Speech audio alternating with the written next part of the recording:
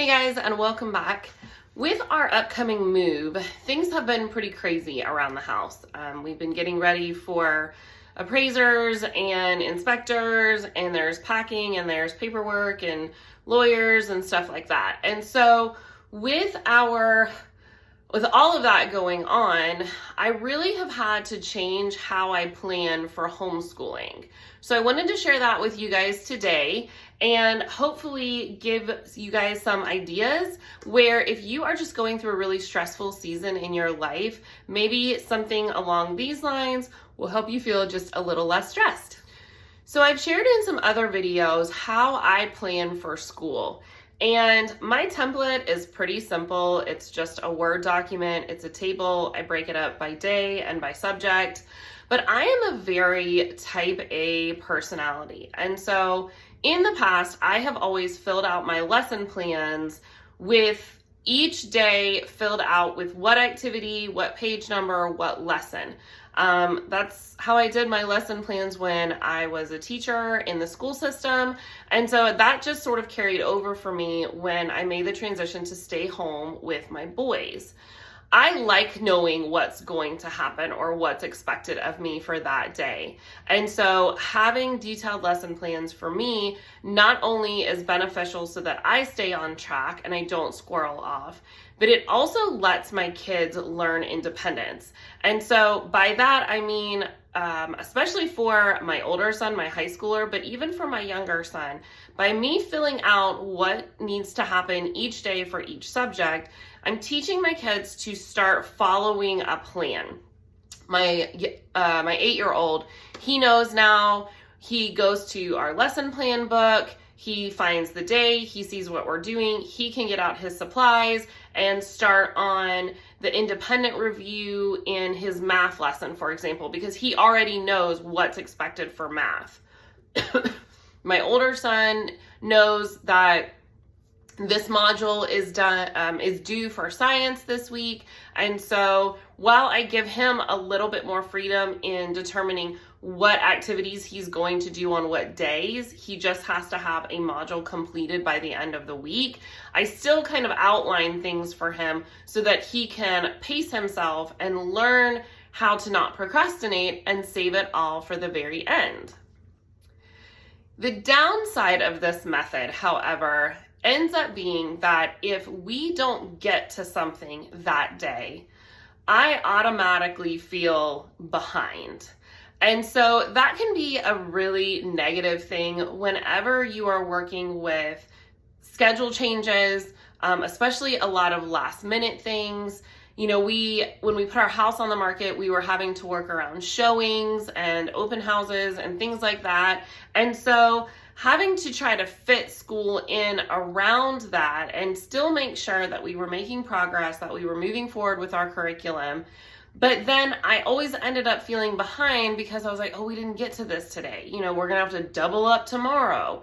And while, yes, I never want my kids to get behind because of whatever our current life situation is, I just decided that there had to be a better way to accomplish this in this season of our life. So what I've done is I'm still using the same lesson plan template, but basically what I'm doing is I am writing down what we accomplish each day in each subject rather than pre-filling out those subjects. So I'll show you what I mean. For this week, I have started to fill out what Kevin, my youngest son, what his lessons are going to look like. I do go ahead and fill in the things that I know are non-negotiables for us. So I definitely want him to work on his poetry and his memory binder. We do read from the Bible every day, or at least we try to. But if we don't, that is something we do catch up on. That is something that's kind of central for us. And then also whatever novel we are working through. So right now we're working through The Secret Garden. Here you can see that I have, predetermined what we are supposed to read. That for me is really just a time saver so that I don't have to look it up every single day because we do go back and forth between the Old Testament and the New Testament. These areas, though, I do just use as a checklist as far as did we do it that day. I don't predetermine like a specific chapter or anything like that. Down here, I did go ahead and fill in his reading because for us, I want to make sure that we are accomplishing something in his reading every day. So RAR for us is our Read Aloud Revival book. We are premium members of that website, and it has been such a wonderful tool for teaching literature and really making it come alive. The lesson plans that they give you as a premium member for each book every month are just superb, and they take a lot of thinking out of things for me. And then his QRT book here is his quality reading time. So this is independent reading time that he is responsible for. We typically do about 30 minutes a day. And so that I listed out for him to make sure that he knew we had to do those things. Now, as far as the rest of this, I have, for the most part, left it blank. I did mark today was a reading day, and that is what we focused on. He is actually not feeling very good. He has a low-grade fever and just some congestion.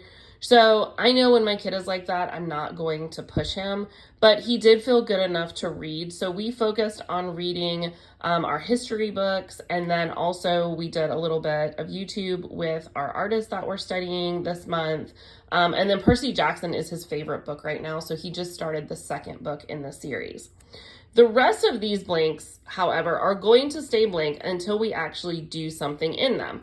So tomorrow, what I will do is when I pull out phonics, when we complete that phonics lesson, I will just note it here. When we complete that math lesson, I will note it here. And so on and so forth. What this does is gives me an idea of anything that we are missing that I need to start with that the next day. So for example, if we got phonics, math, science, and Chopin done today, and then we didn't get to writing and we didn't get to typing, those are gonna stay blank on my lesson plan. For me, that triggers me tomorrow that even though Kevin likes to start with math, we're going to start with one of those two blank boxes because I don't want 2 days in a row of blank boxes.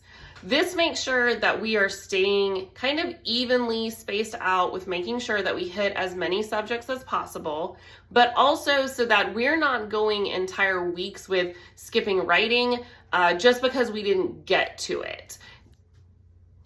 This also has taken a lot of stress off of me as far as making sure that we're doing things, but not feeling that we're falling behind. Because it's not predetermined that I have to do this part of the lesson today and this part of the lesson tomorrow, for me, it just means whatever we got done in that lesson or in that section of the book, then that's what we got done. And as long as we're moving forward, we're still schooling and my kids are still learning. But I don't have to feel like we've fallen behind because we didn't do this thing on this day. The other cool thing that I have noticed is that by doing my lessons this way, I'm actually motivated to push a little bit further to have us accomplish a little bit more. So, for example, science is a great example of this. In science, we generally cover one lesson in an entire month. Sorry, my oven. And those lessons are generally about 30 pages long. And so they have both bookwork, there's a notebook that like accompanies it, and then there's also some experiments and some different activities to do. And so I just have the opportunity to go in and write down what pages we covered as far as like note taking, what we did or for a notebook activity, or if we did an experiment or something like that. But it's interesting because I have found that when I'm writing my lessons, when I'm breaking things up, especially in science, I will tend to write things like maybe a few pages less than what we could possibly do that day, just in case it takes longer than I anticipate it going to take. However, when I'm doing this backwards lesson planning, as I refer to it. I actually will get into science and we'll start reading and taking notes, and I'm like, oh, let's just do one more page. Let's just do one more page. And because the end is not written in my lesson plans, my son can't go, but Mom, you said we're only going to go to page 77, so we can't do 78. He sort of just goes with it and doesn't really question it because there's nothing in the lesson plans to refute what I'm saying we need to do. So it's been really helpful for that aspect as well. So I hope this was informational for you. If you are in a busy season of your life, I really suggest that you try this. Backwards lesson planning is the best way. I'm sure it has a technical name. I know that I did not create this at all, but it is something that I sort of just stumbled across and went, hey, maybe this would work for us. And it really has. Honestly, once we get through this move and we are settled and we start the next school year, I don't know that I would stay with this method for forever, just because I do like knowing how my days and weeks and months are going to be broken up. But in this season, it has been such a relief to take that stress off of me and have me still feel like I am accomplishing something with my kids at the end of the day. So I really would recommend trying it, even if you just do it for a week. And let me know in the comments, if you made it this far in the video, have you heard of doing it this way, or is this just like a totally new concept for you? I would just love to know how many people actually knew about this, because I didn't, and I'm just really living it right now. So we'll talk to you guys soon.